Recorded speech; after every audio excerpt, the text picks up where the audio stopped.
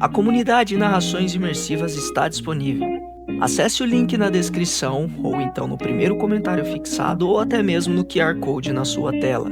Você pode assinar a nossa comunidade em duas plataformas.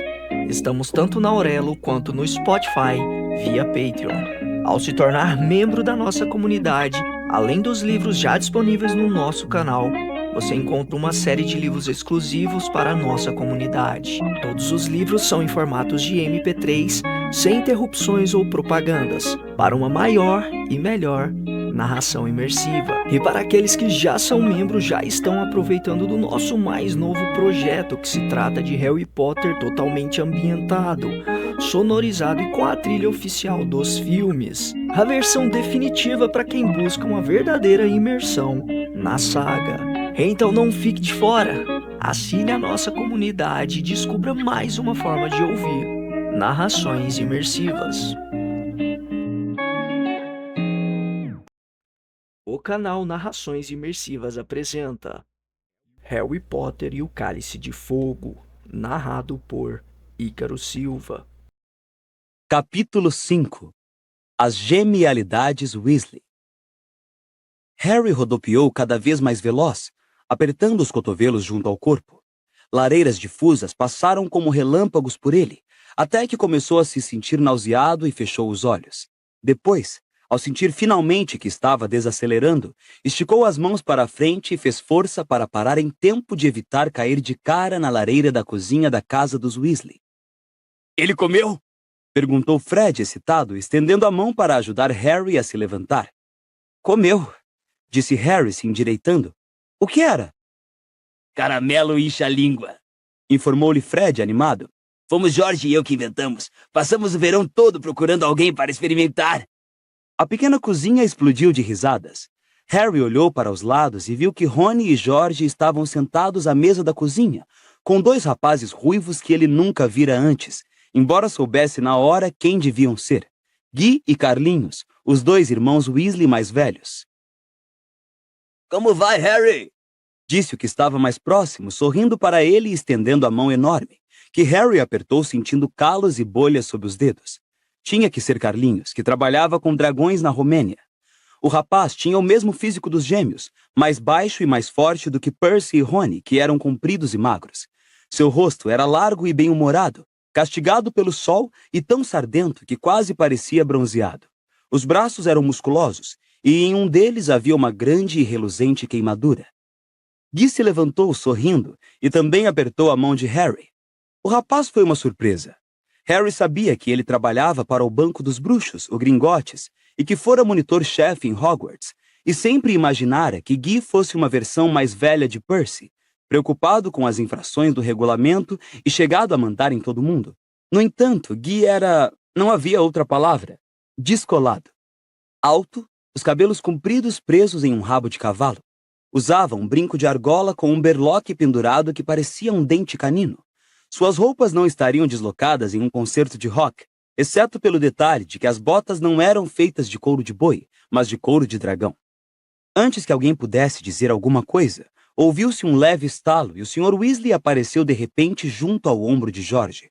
Parecia mais zangado do que Harry jamais o vira. "Não teve graça alguma, Fred!" gritou ele. "Que diabo foi que você deu àquele garoto trouxa?" "Eu não dei nada a ele", disse Fred com outro sorriso malvado. "Só deixei cair um caramelo. Foi culpa dele se o apanhou e comeu. Não o mandei fazer isso." "Você deixou cair de propósito!" berrou o Sr. Weasley. "Sabia que ele ia comer! Sabia que ele estava fazendo regime!" "De que tamanho ficou a língua dele?" perguntou George, ansioso. "Já estava com mais de 1 metro quando os pais me deixaram encolhê-la." Harry e os Weasley caíram na gargalhada outra vez. "Não tem graça!" gritou o Sr. Weasley. "Esse tipo de comportamento desestabiliza seriamente as relações bruxos-trouxas. Passo metade da vida fazendo campanha contra os maus tratos aos trouxas e os meus próprios filhos." "Não demos o caramelo a ele porque ele é trouxa", disse Fred. "Não, demos porque ele é um filho da mãe implicante", disse George. "Não é verdade, Harry?" É sim, Sr. Weasley", confirmou Harry com sinceridade. "Isto não vem ao caso!" vociferou o Sr. Weasley. "Espere até eu contar à sua mãe." "Contar o quê?" Perguntou uma voz às costas dele. A senhora Weasley acabara de entrar na cozinha. Era uma mulher baixa e gorducha, de rosto bondoso, embora no momento seus olhos estivessem apertados numa expressão de desconfiança. Ah, olá, Harry querido, disse ela sorrindo ao vê-lo. Então seus olhos se voltaram para o marido. Contar o quê, Arthur? O Sr. Weasley hesitou. Harry percebeu que, por mais zangado que estivesse com Fred e George, ele não pretendera realmente contar à Sra. Weasley o que tinha acontecido. Fez-se silêncio enquanto o Sr. Weasley encarava a esposa nervoso. Então, duas meninas apareceram à porta da cozinha atrás da Sra. Weasley. Uma, de cabelos castanhos muito fofos e os dentes da frente um tanto grandes, era a amiga de Harry e Rony, Hermione Granger. A outra, pequena e ruiva, era a irmã mais nova de Rony, Gina. As duas sorriram para Harry, que retribuiu o sorriso, fazendo Gina ficar escarlate. Tinham um xodó por Harry desde a primeira visita dele à toca. Contar o quê, Arthur? Repetiu a Sra. Weasley num tom de voz perigoso. Não é nada, Molly, resmungou o marido. Fred e George, mas eu já tive uma conversa com eles. Que foi que eles fizeram desta vez? Perguntou a Sra. Weasley. Se foi alguma coisa relacionada com as genialidades Weasley.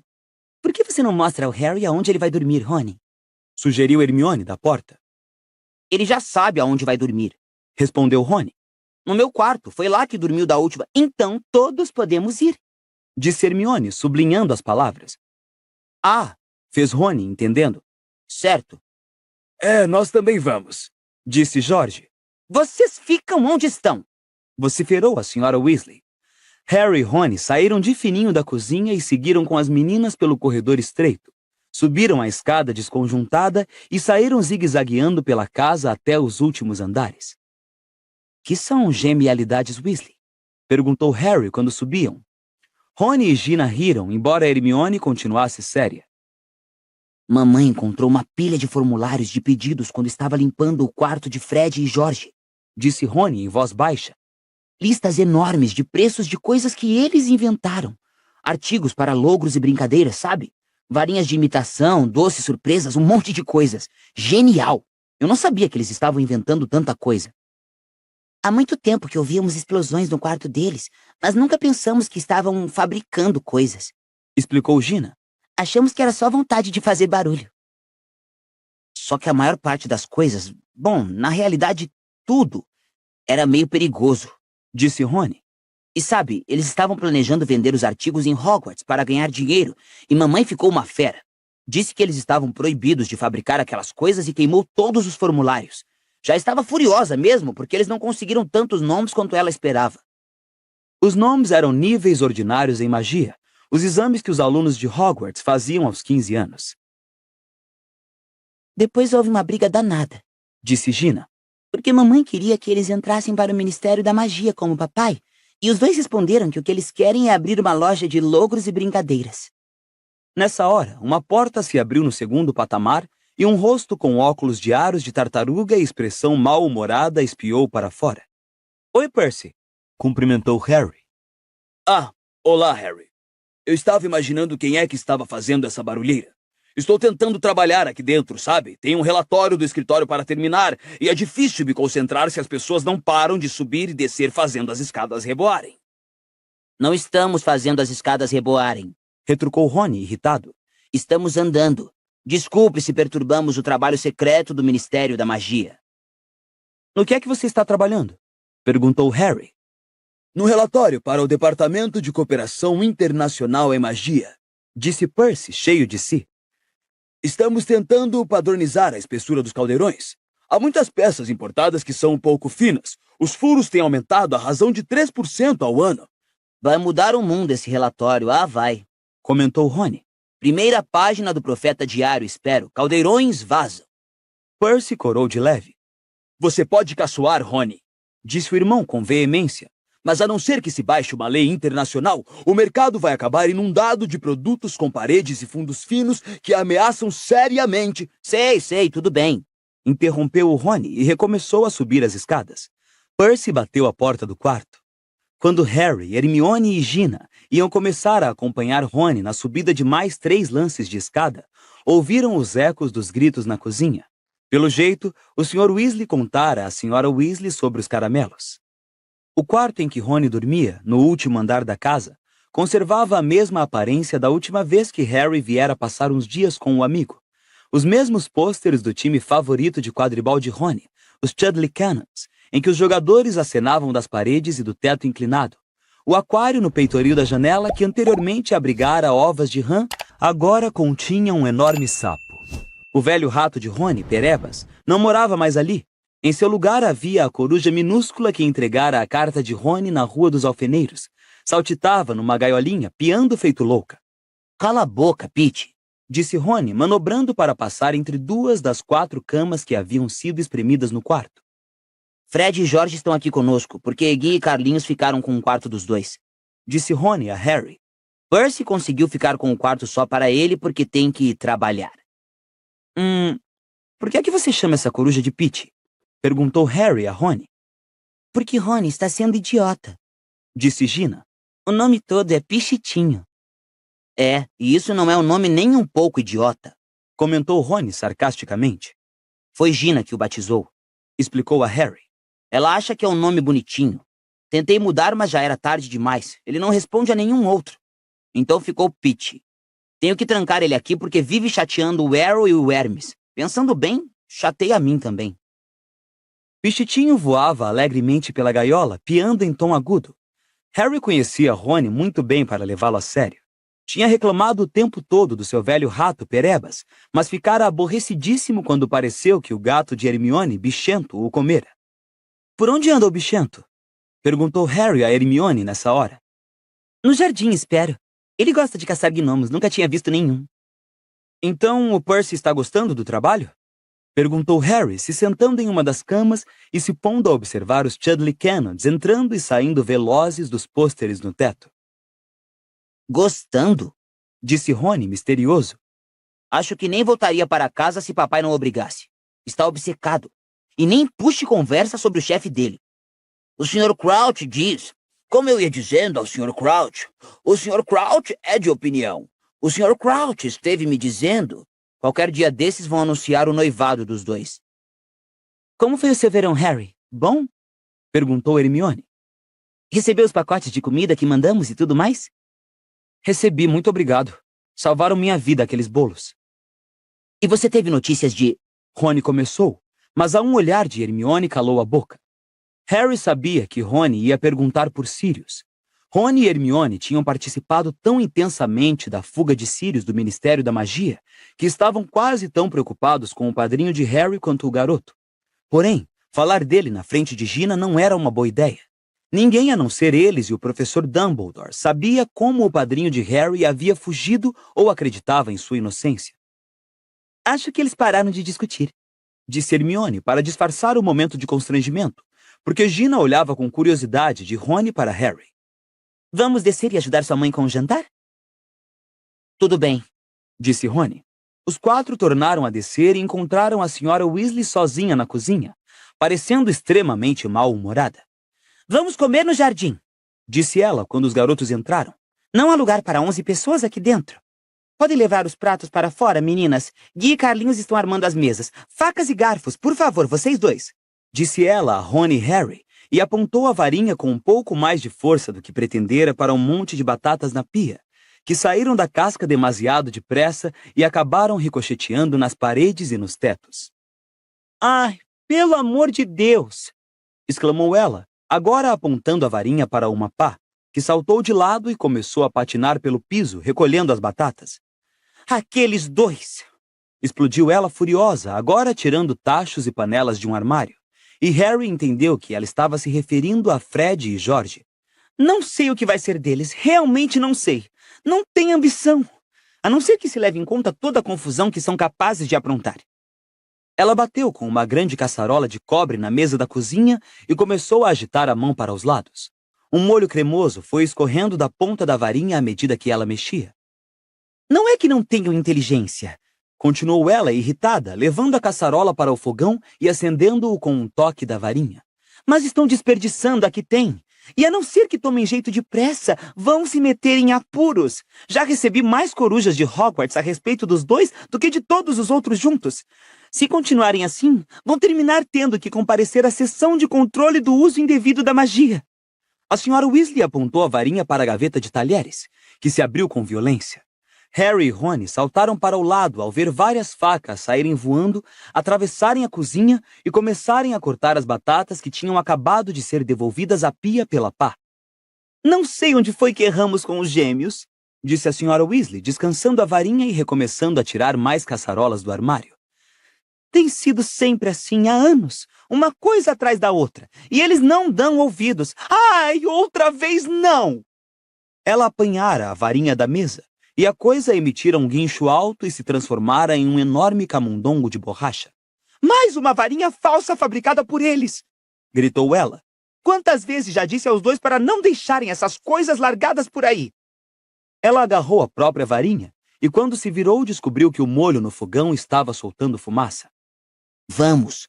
Disse Rony depressa a Harry, enfiando a mão na gaveta e tirando uma mão cheia de talheres. Vamos ajudar o Gui e o Carlinhos. Eles deixaram a senhora Weasley e saíram pela porta dos fundos em direção ao quintal. Tinham dado apenas alguns passos quando o gato de Hermione, de pelo amarelo e pernas arqueadas, saiu saltando do jardim, o rabo de escova de limpar garrafas esticado no ar, caçando alguma coisa que parecia uma batata com pernas suja de terra. Harry reconheceu-a instantaneamente. Era um gnomo. Mal chegava aos 25 centímetros de altura. Os pezinhos cascudos batendo céleres no chão ao atravessar o quintal e mergulhar de cabeça em uma das botas espalhadas à porta da casa. Harry ouviu o gnomo se acabar de rir quando o bichento enfiou a pata na bota tentando alcançá-lo. Entre mentes, ouvia-se um estrépito de coisas que batiam do outro lado da casa. A origem do barulho surgiu quando eles entraram no jardim e viram Gui e Carlinhos, de varinhas em punho, fazendo duas mesas velhas voarem alto pelo gramado e colidirem, cada qual tentando derrubar a outra no chão. Fred e George aplaudiam. Gina ria e Hermione estava parada junto a Seb, pelo jeito dividida entre o riso e a aflição. A mesa de Gui bateu na de Carlinhos com estrondo e perdeu uma das pernas. Eles ouviram um barulho no alto. Todos ergueram os olhos e viram a cabeça de Percy aparecer à janela do segundo andar. — Dá para vocês maneirarem? Berrou ele. — Desculpe, Percy! Disse Gui, rindo. — Como é que vão os fundos dos caldeirões? — Muito mal!